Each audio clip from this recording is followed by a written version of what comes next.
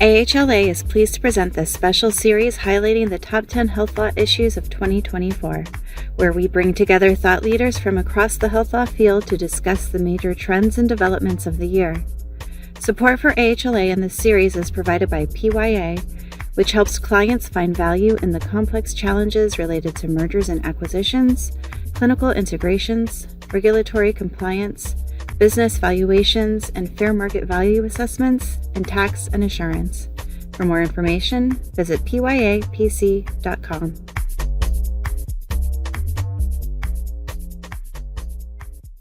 Well, thanks for joining us for the 8th installment of the AHLA podcast series on top 10 issues for 2024. We're going to discuss some proposed Medicaid regulations. Joining us today is the author of that section of the article, Caroline Brown. Caroline, thank you for being here. Can you introduce yourself, please, to our audience? Thanks for having me, Marty. I'm a partner at Brown and Peisch, which is a small law firm in Washington focused on federally funded programs that are administered by the states. So Medicaid is obviously the largest of those.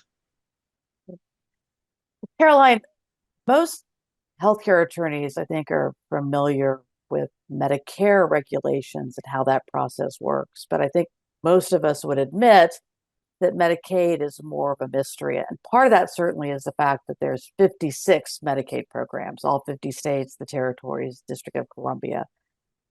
So I want to take this opportunity and your expertise. Can you just give us an introduction to how this regulatory process works between the Center for Medicaid and the state programs? That's a great question, Marty. And it's hard to emphasize how different Medicare and Medicaid are, at least in how different they were at their inception. Because Medicaid ultimately is a state-run program that the federal government has agreed to fund in part.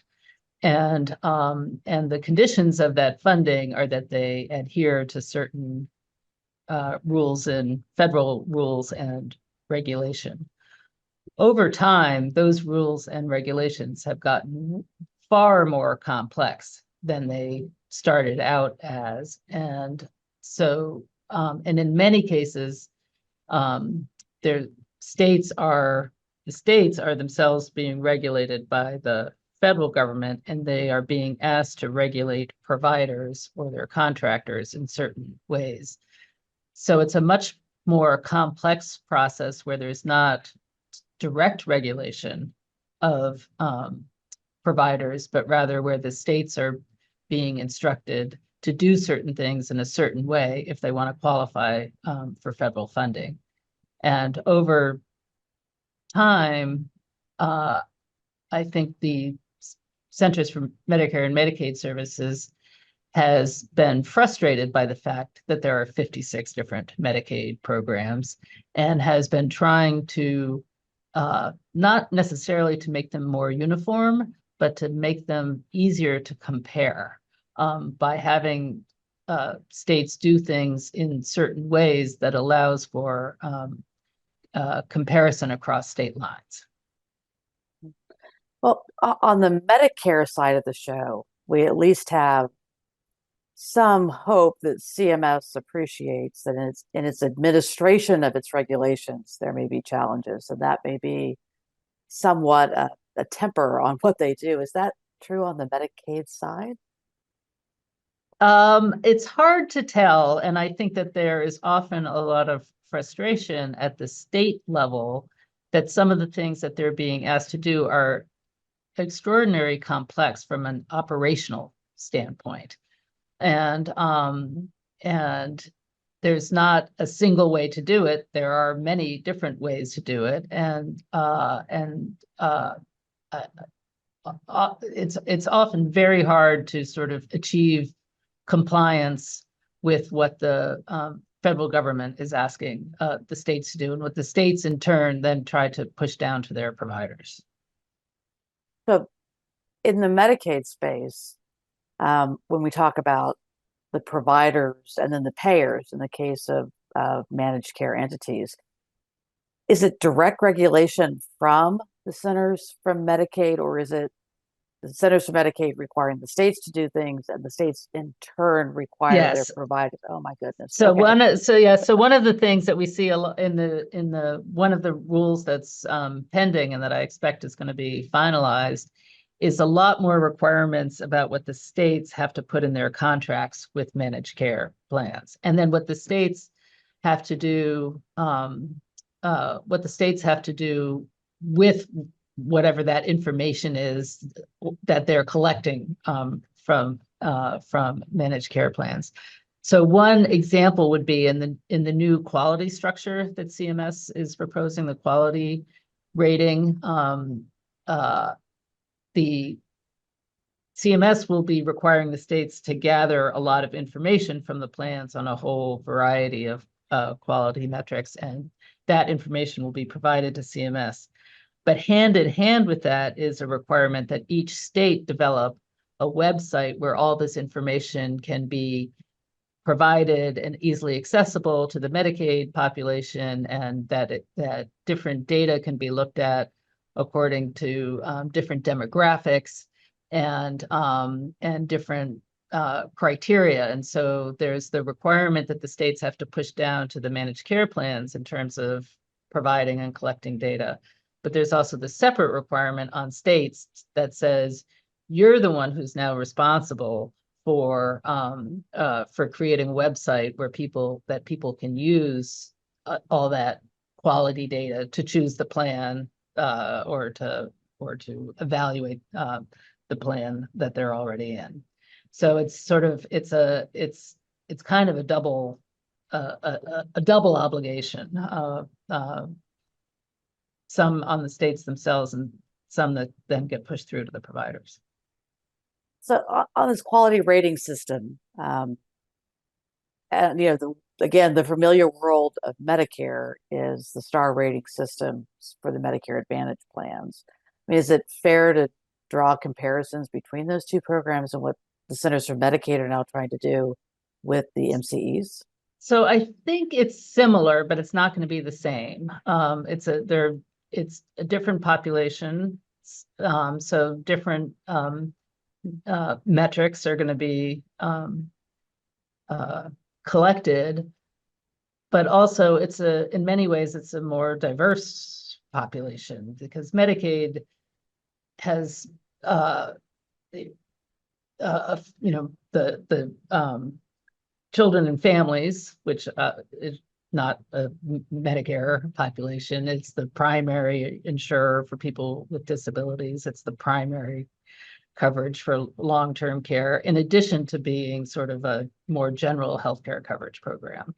And so I think part of the intent with the quality system is to collect information that can be relevant to all of those different populations, including those who are duly eligible for Medicare and Medicaid.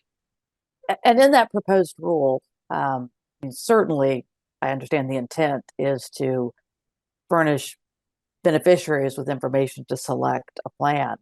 But are there requirements then back on the states in terms of how they evaluate plan performance on those metrics as well? I think they will be expected to use that information, but right now the primary focus is on collecting and sharing that, making it transparent. So not like the star rating systems that adjust payments that are made to the plans. This is going to be more, it's focused on the transparency to the beneficiary. Yes, Got it. yes, because there's no direct tie to payment rates. That's usually a state decision within the confines of, what's actuarially appropriate to be paying. I'm not trying to suggest anything if the Centers for Medicaid are listening. So, but I was really intrigued by the description of this new payment adequacy and access provisions, the proposed rule around that, where it's reporting certain specified reporting. Again, states have to collect certain data from the managed care entities. This in terms of how much they're spending on certain types of services and then comparing rates to Medicare. What are the regulators trying to accomplish here? So I think this is really a first in where the general statutory rule in Medicaid is that Medicaid has to pay rules that are efficient and economic and sufficient to attract enough providers to serve the population comparable to what is available to the population in that geographic area. So very high level sort of requirement for where states are supposed to be. Comparing it to Medicare is always sort of a metric that's looked at, but it's not really one that evaluates the sufficiency of the rates. And so I think this reflects a belief by CMS that the Medicare rates are more or less appropriate, and that they want to know where state rates are in comparison to the Medicare rates. And it is, I think it could be difficult for states to collect and report that information in a way that is consistent with the historic view that states themselves, they can should not publicize what rates are being negotiated between managed care plans and their providers. But for certain services, they're being asked to collect them and report in the aggregate how those rates compare to Medicare. And then for certain long-term services, the states are being asked to collect information and report how those rates compare to what Medicaid would pay on the fee-for-service side. I'm not sure whether that's because there's a belief that the managed care rates are lower than what would be paid Medicaid fee-for-service, or whether there's a belief that the managed care rates are higher than what Medicaid would pay fee-for-service. But what was striking in the preamble describing these proposals was CMS's view that this would enable easier comparison across states, which is that's unusual, because really each Medicaid program should stand on its own. Each Medicaid program has its own priorities and its own population, and the comparison across states in some ways can be very problematic. Yeah, we've learned through hospital price transparency regulations that a rate is not always a rate. And I think that's especially true in Medicaid. Especially true in Medicaid, yeah. Yeah, because you start talking about directed payments and supplemental payments and DISH. Does the proposed rule accommodate that and provide direction to the states on how to calculate that? At a high level, it does, but I think that there's going to have to be sub-regulatory, assuming that this is finalized more or less in the form that it is. There's going to have to be sort of sub-regulatory guidance as to what counts and what doesn't for these in these types of comparisons. You mean the devil's in the details? The devil is in the details. Well, speaking of details, let's talk about the proposed rule on medical loss ratio. Now, my very basic understanding of MLR is it's a comparison between how much a plan pays in providing services plus quality initiatives, how that is a percentage of the total amount they receive from the state as payments. And that MLR has a target of whatever it is, 85%, 89%, and the like. And this proposed rule is talking about what goes into the calculation of the denominator, how much they numerator spend. And denominator. Yeah. What are they trying to do here? What's the end game? So again, I think it's a kind of in Medicaid, the MLR is not it's not, states are not required to take a rebate if plans are below the anticipated MLR, but they do use it. They do have to use it in setting their capitation rates. I think this is a tightening of the MLR, where in both the numerator and the denominator. In the numerator, there's in terms of what is paid out to providers, managed care plans can only count incentive payments if they meet certain criteria that are decided upon in advance. And so if a plan finds itself with sort of below its MLR and with extra funds, it can't be distributing those to providers in a sort of in a last minute way to bring its MLR up.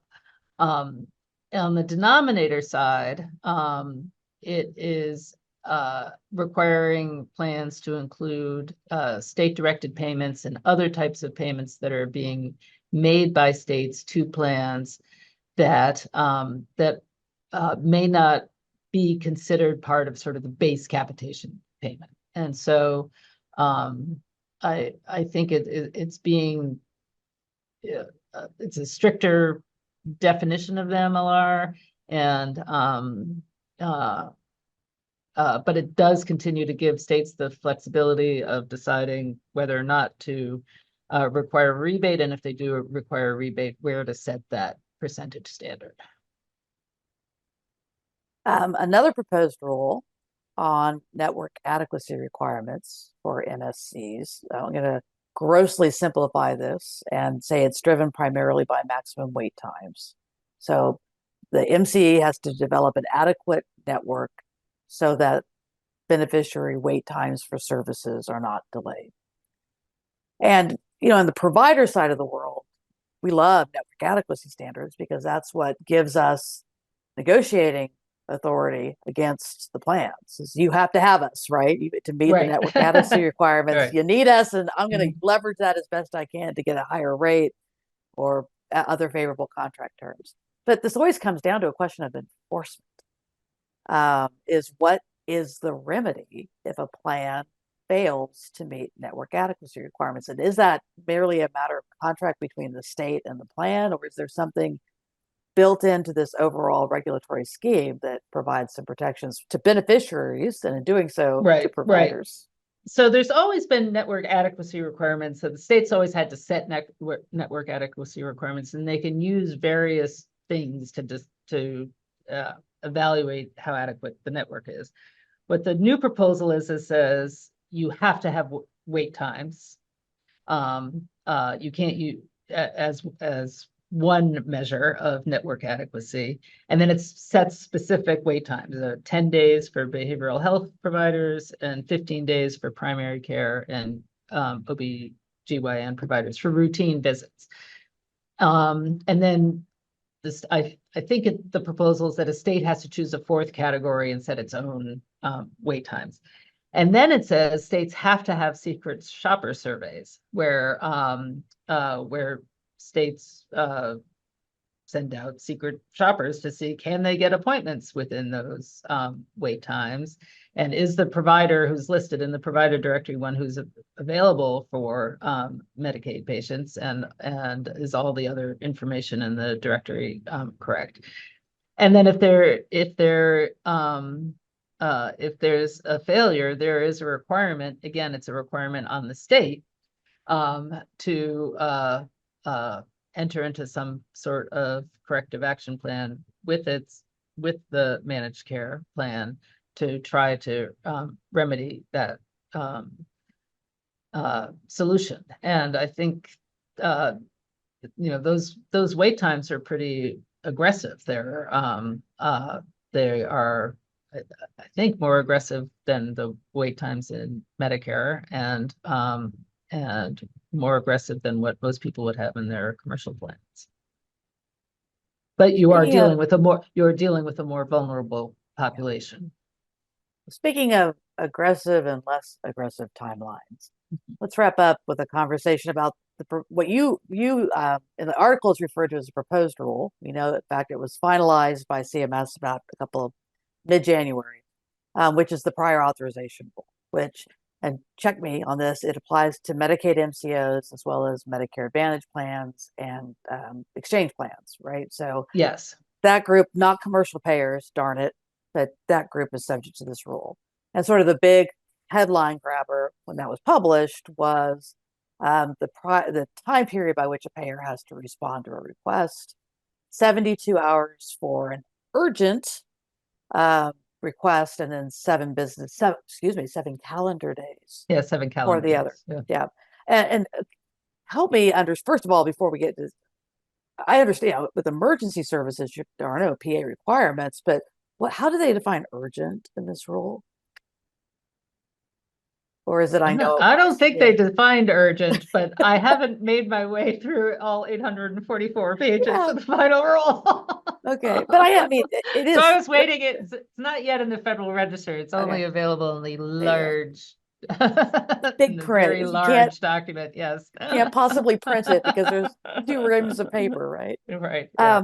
But it is describing emergent services. There shouldn't be a PA requirement, correct? So this is somewhere it's not for. between. I don't think it's for emergency services. That may be one of those. We know it when we see it, right? I mean, I assume it's as in some way as determined by the physician who's or other provider who's seeking that authorization. But so my question on these wait times is, for example, the American Medical Association has published proposed model legislation for the states on PA, which would impact commercial payers as well. But they are advocating for much more aggressive timelines than 72 hours and 7 days. As you understand it, would a state have the authority to impose a more stringent requirement? Oh, sure. This is a minimum standard. I think some states already do have more stringent requirements.